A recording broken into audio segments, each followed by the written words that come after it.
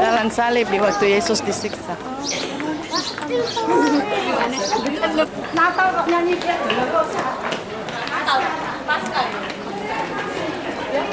Dolorosa. Jalan Dolorosa. Via Dolorosa yang terkenal itu ya. Itu dimulai dari pelataran ini. Jadi jalan salib itu adalah tradisi ya untuk kita melewati jalan yang dulu dilalui oleh Yesus ketika dihukum memanggul salib ya. Jadi selama perjalanan ini adalah acara rohani sekali lagi ya. Dan nanti Ibu Pendeta ya akan memimpin ya, mungkin dengan doa atau dengan lagu pujian sepanjang perjalanan gitu ya. Jadi sekarang kita ini berada di mana Bapak Ibu?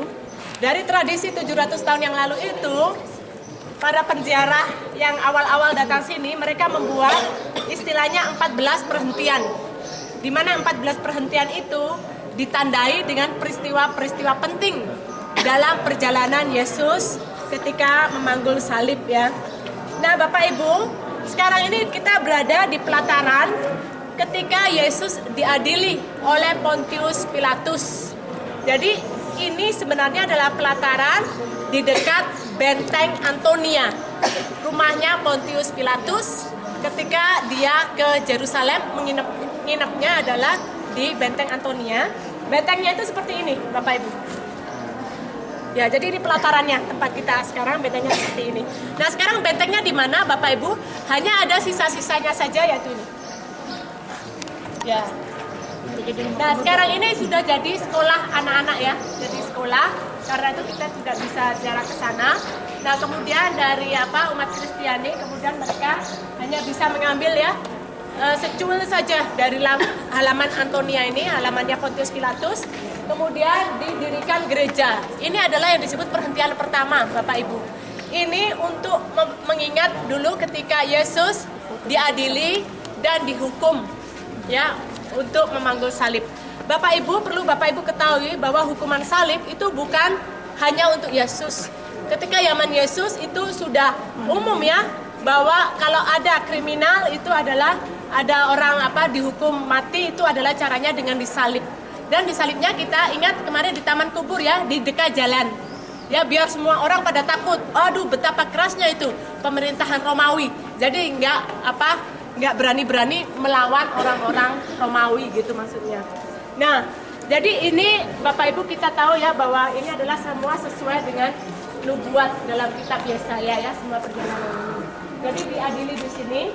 Nah, peristiwa pentingnya tentu saja kita tahu itu adalah waktu itu Yesus orang-orang kan hari raya, kemudian orang-orang ditawari oleh Pontius. Ini biasanya hari raya kan kayak 17-an di Indonesia membebaskan tawan. Dan bisa foto-foto dan setelah itu kita jalan ya. Bapak Ibu, kita mulai bikin barisan jalan.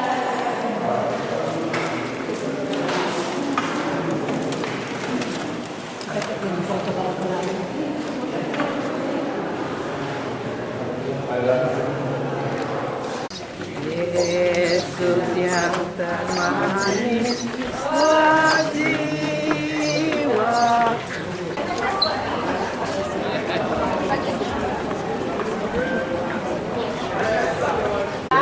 Bapak Ibu, tempat ini kemudian sekarang dijadikan gereja dari umat Kristen Ortodoks dari Armenia. Armenia itu satu negara di Rusia dulu, Uni Soviet dulu ya, Armenia. Ya. Jadi mereka mendirikan gereja di sini.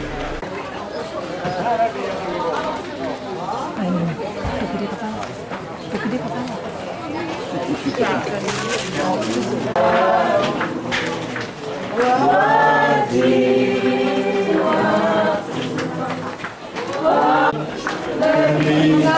Mengampuni. Ya. Dan di belakang belok kan itu adalah stasiun ke-8 ya. Jadi kita akan lewati stasiun ke-7 dan ke-8 di mana peristiwanya adalah Yesus terjatuh untuk kedua kalinya. Dan kemudian Yesus bertemu dengan putri-putri Sion ya, dengan wanita-wanita saleh dari Yerusalem. Jadi kita akan lewati stasiun ke-7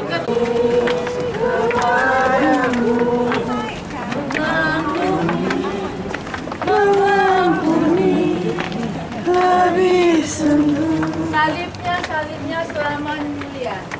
Baik Bapak Ibu ya, kita sekarang berada di stasi ke-9 di mana Yesus terjatuh untuk ketiga kalinya.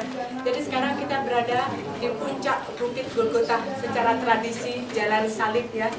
Jadi kita akan masuk ke Bukit Golgota, kita akan memandang ke arah gereja Golgota dan di sana kita akan merenungi ya dari saat-saat terakhir Yesus mulai disalibkan. Mari.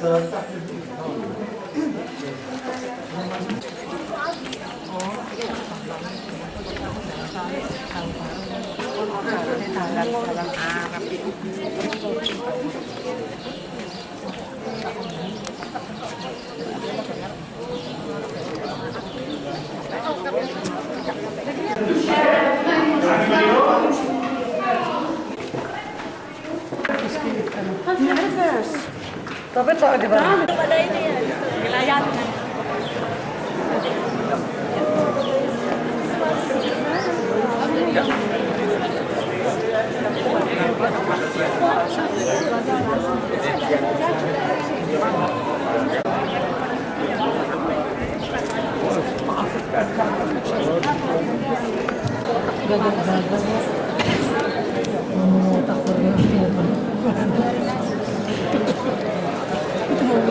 Kayaknya kurang.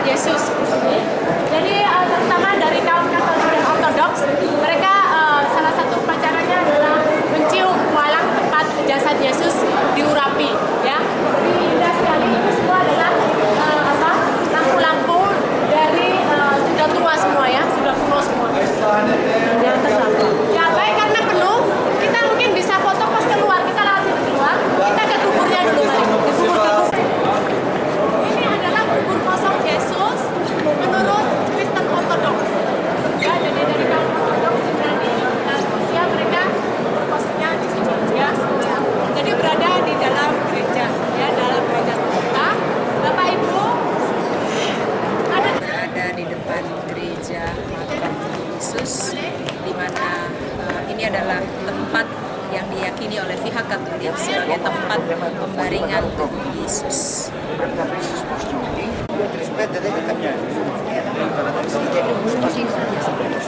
Dulu berapa menit dulu?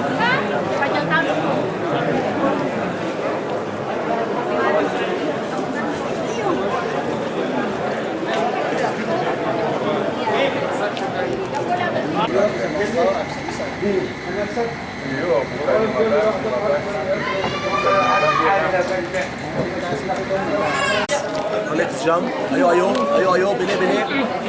Ayo, jam Rolex.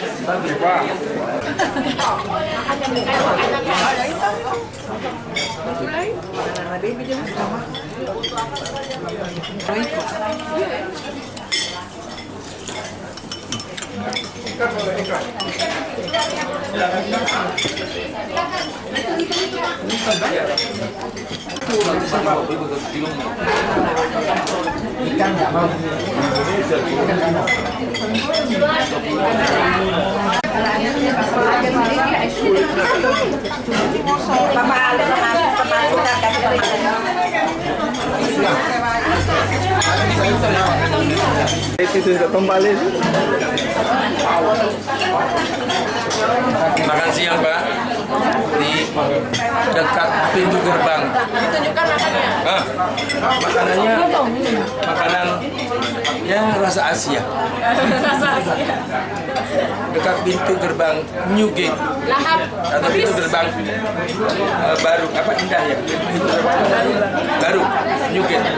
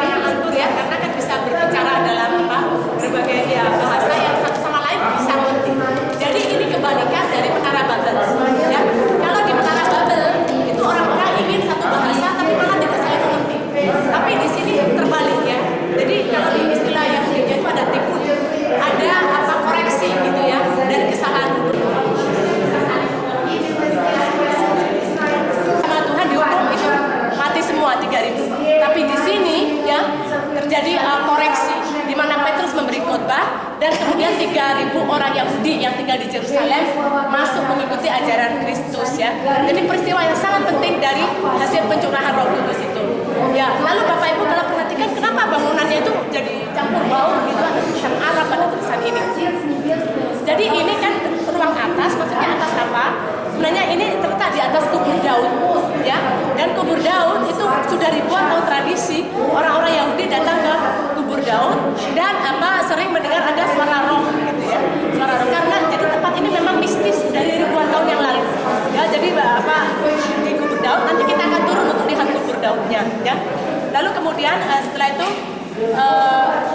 dijadikan tempat untuk ziarah orang Yahudi di bawah ya.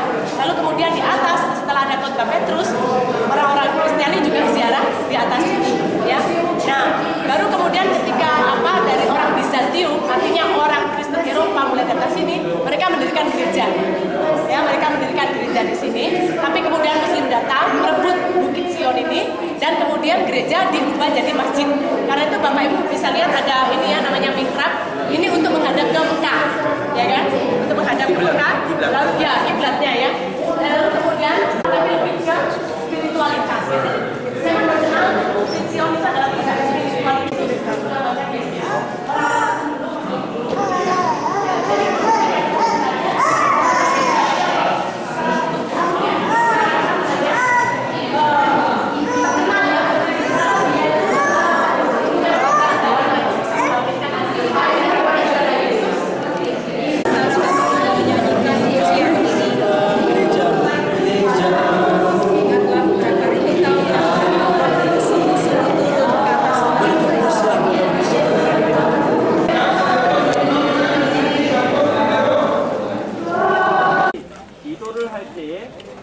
기도하는 방향이 메카가 있는 겁니다. 사우디아라비아에 있는 메카라는 곳을 향해서 Oke, sudah semua?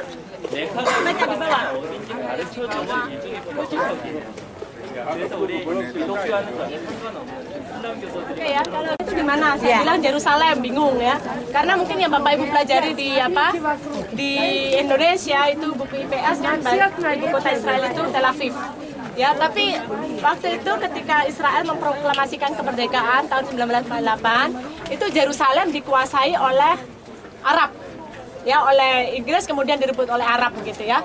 Nah, orang Israel bisa menguasai itu hanya sampai yang wali kota tadi tempat kita naik bis tadi ya, dijemput sama bis. Lalu kemudian setelah itu ketika perang melawan pihak Arab itu kan pihak Israel bisa maju sampai ke Bukit Sion ini. Ya, dan kemudian setelah tempat ini direbut, waktu itu pemerintah Israel memang sudah dari awal ingin mendirikan ibu kotanya di Yerusalem. Karena alasan orang Israel kembali ke tanah yang gersang ini kan Yerusalem. Kalau tidak ada Yerusalem mana mau kembali ke sini ya, tapi karena ini adalah ada Yerusalemnya, jadi mau kembali ke tanah gurun gitu kan. Nah, karena ini adalah ideologi ya, jadi maksudnya ini adalah memang prinsip dari bangsa Israel. Jadi meskipun waktu itu Presiden Israel belum ada istana yang megah untuk kerja sehari-hari, dia bersedia untuk kerja di Yerusalem ini. Kantornya yang ini. Jadi kalau sekarang orang Israel kaya-kaya, jangan jalan Salasa yang banyak kuburnya itu ya. Bisa kelihatan ya itu Bukit Zaitun. Yang ada menara dengan salib atas, ya itu Bukit Zaitun. Oh itu Bukit Zaitun. Ya.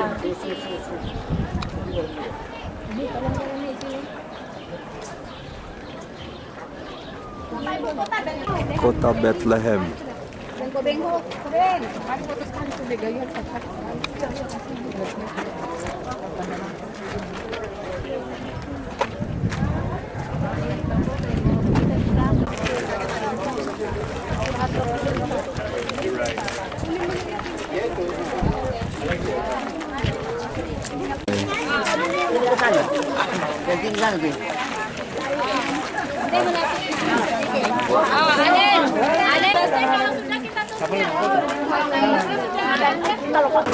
نستولى غير ساعة يقعد بالسادة ولا نشوفها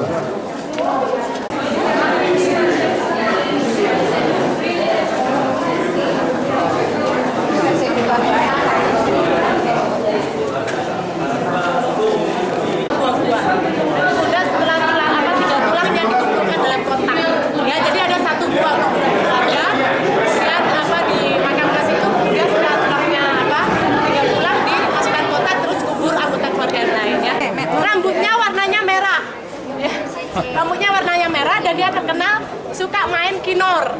itu artinya harpa ya. Karena itu terkenal namanya Kinor David ya, artinya harpanya Daud ya.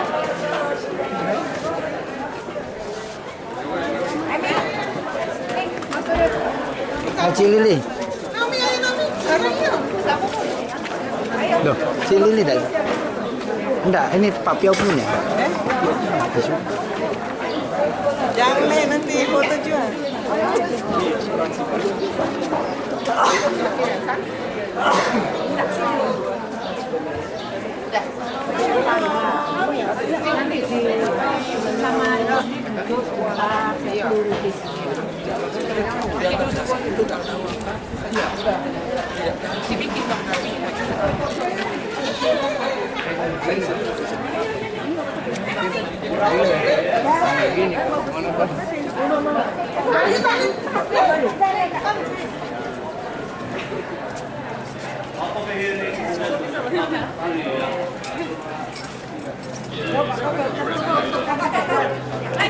Agak cepat ya, kalau nggak gitu daunnya capek tuh ya. Kenapa ini?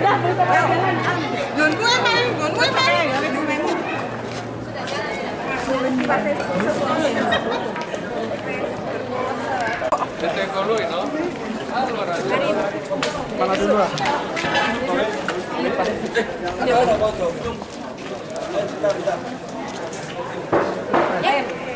Masuk lagi. Ya itu. Yang duluan. Sorry Emi. Ini kejadian yang putus. Satu, dua. Oke.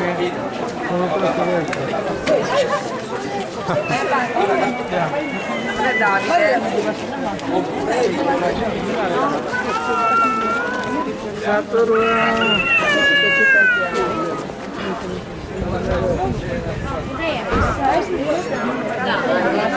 Perché era uno più alto?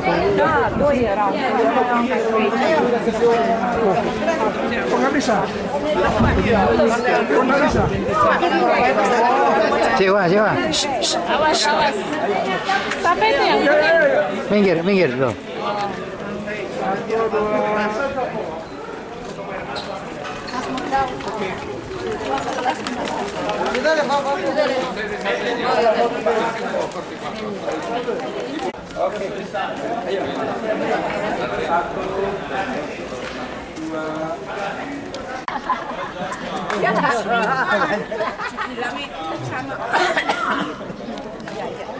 Tapi jangan pas ini. Dari sini tentara Israel berhasil merebut kota tua Yerusalem. Masuknya tentara Israel dari sini. Jadi ini gerbang yang sangat bersejarah dalam sejarah bangsa Israel saat ini ya. Taman kubur ya. Nah, tapi karena gerbang ini sebagai bagian dari Jalan Salib baru diketahui oleh kaum Protestan.